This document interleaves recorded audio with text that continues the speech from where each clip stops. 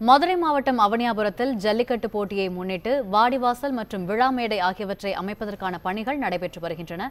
இது தொடர்பாக செய்தியாளர் சரவணன் தரும் கூடுதல் தகவல்களை கேட்கலாம். மதுரையில் 3 நாட்கள் நடைபெறும் இந்த ஜல்லிக்கட்டு போட்டிகள் கோலாகலமாக தொடங்கி இருக்கிறது. நாளை முதலில் அவனியாபுரம் பகுதியில் தான் இந்த ஜல்லிக்கட்டு போட்டி முதலாவது நடக்கிறது. இது அவனியாபுரம் வாடிவாசல். இங்கிருந்து பின்னால் தடுப்புகள் அமைக்கப்பட்டு காளைகள் வரிசையாக கொண்டு வரப்படும். இதற்காக காளைகள் ஏற்கனவே இன்று இரவிலிருந்தே பல்வேறு ஊர்களில் இருந்து காளைகளை கொண்டு வருவார்கள். இதற்கான காளைகள் ஏற்கனவே தகுதி சான்று பெற்று மொத்தமாக 641 காளைகள், அதே போல காளைகளை அடக்கக்கூடிய காளையர்கள் 594 காளையர்களும் இதுவரை அவர்களுக்கு தகுதி சான்று வழங்கப்பட்டிருக்கிறது. மேலும் இதற்கான மருத்துவ குழுவினர் இந்த காளைகளை அடக்கக்கூடிய அந்த காளையர்கள் 18 வயதிலிருந்து 40 வயதிற்கு உட்பட்ட அந்த உடல் தகுதியுடன் இருக்கிறார்கள் என்பதை பரிசோதனை செய்து அவர்களை அனுமதிப்பார்கள். ஒவ்வொரு குழுவாக அவர்கள் தனித்தனி குழுவாக ஒரு குறிப்பிட்ட நேரம் வரை அவர்களுக்கு காளைகளை அடக்குவதற்கு நேரம் ஒதுக்க தரப்படும். அதே போல இந்த பகுதியில் இந்த வாடிவாசல் இருக்கக்கூடிய அந்த பகுதியில் முக்கிய விருந்தினர்கள் அமர்வதற்கான இந்த விழா மேடை இங்கே மாவட்ட ஆட்சியர், அதே போல தமிழக அமைச்சர்கள் யாரும் வந்தால் அவர்கள் உள்ளிட்ட முக்கிய பிரமுகர்கள் எல்லாமே இந்த மேடையில் அமர்ந்திருப்பார்கள்.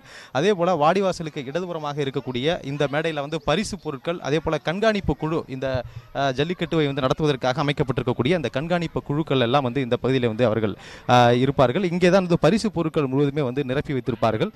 இதே போல இருசக்கர வாகனத்திலிருந்து பல்வேறு விதமான பரிசு பொருட்கள் இந்த பகுதியில் இந்த விழா மேடையிலே நிரப்பி வைக்கப்பட்டிருக்கும். பின்னால் இருக்கக்கூடிய பகுதியிலும் பரிசு பொருட்கள் கொண்டு வரப்பட்டு ஒவ்வொருவருக்கும் இந்த காளைகளும் அந்த காளைகளை வென்றவர்களுக்கோ அல்லது காளைகள் வென்றால் காளைகளுக்கும் பரிசு பொருட்கள் இங்கிருந்து வழங்கப்படும்.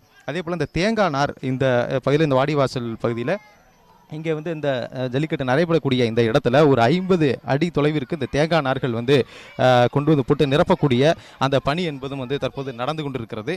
ஏனென்றால் இந்த பகுதியில் காளைகள் வாடிவாசலிலிருந்து அது மூர்க்கணாங்கயிறு அறுத்து அது சீற்றத்தோடு வரும்பொழுது அந்த காளைகளை இங்கே நின்று விளையாடுவதற்கு ஏற்ற வகையில் அவர்களுக்கு எதுவும் காயம் ஏற்படக்கூடாது என்பதற்காக இந்த ஒவ்வொரு வருடமும் இந்த தேங்காய் நார்கள் இந்த பகுதியில் நிரப்பப்படும். வாடிவாசலில் அதன்படி தேங்காய் நார்களும் நிரப்பப்பட்டிருக்கிறது. இந்த பகுதி முழுவதுமே காளைகள் சீறி பாயும் பொழுது பார்வையாளர்கள் யாரும் காயம் ஏற்படக்கூடாது என்பதற்காகவும் இது போன்ற எந்த அசம்பாவித நிகழ்வும் நடைபெறாமல் இருப்பதற்காக இந்த 2 பகுதிகளிலுமே பார்வையாளர்கள் நின்று பார்ப்பதற்கு ஏற்ற வகையில் பார்வையாளர்கள் மாடம், அதே போல காளைகள் எதுவும் உள்ளே செல்லாமல் வெளியில் செல்லாமல் இருப்பதற்கு ஏற்ற வகையில் முழுவதுமாக தடுப்புகள் அமைக்கப்பட்டிருக்கிறது. அந்த இங்கிருந்து பிரதான சாலை ஒன்று இருக்கிறது, அவனியாபுரம் பேருந்து நிலையம் வரை இந்த இரு பக்கமும் இந்த தடுப்புகள் அமைக்கப்பட்டு அதன் பிறகு அந்த காளைகளுடைய உரிமையாளர்கள் அங்கே ஓடி சென்று அந்த காளைகளை அவர்கள் பிடிக்க வேண்டும். அதுக்கு ஏற்ற வகையில் அனைத்து ஏற்பாடுகளும் செய்யப்பட்டிருக்கிறது.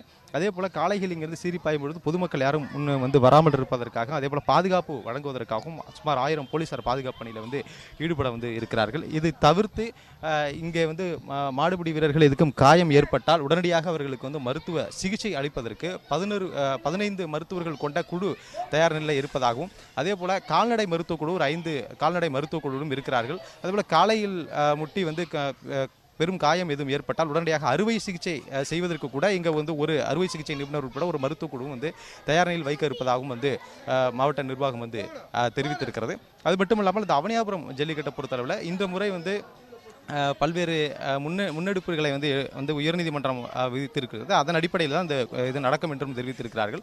20 பேர் கொண்ட குழு, அதாவது ஓய்வு பெற்ற மாவட்ட நீதிபதி ராகவன் தலைமையிலான அதே ஒரு 3 வழக்கறிஞர்கள், இதை இல்லாமல் இந்த அவனியாபுரம் கிராமத்தைச் சேர்ந்த ஒரு 16 பேர் கொண்ட அனைத்து சமுதாயினரும் இருக்கக்கூடிய அந்த குழு, இந்த 20 பேர் கொண்ட குழு கண்காணிக்கக்கூடிய வகையில் இந்த விழா நடைபெறும் என்றும் மாவட்ட நிர்வாகம் தெரிவித்துள்ளது.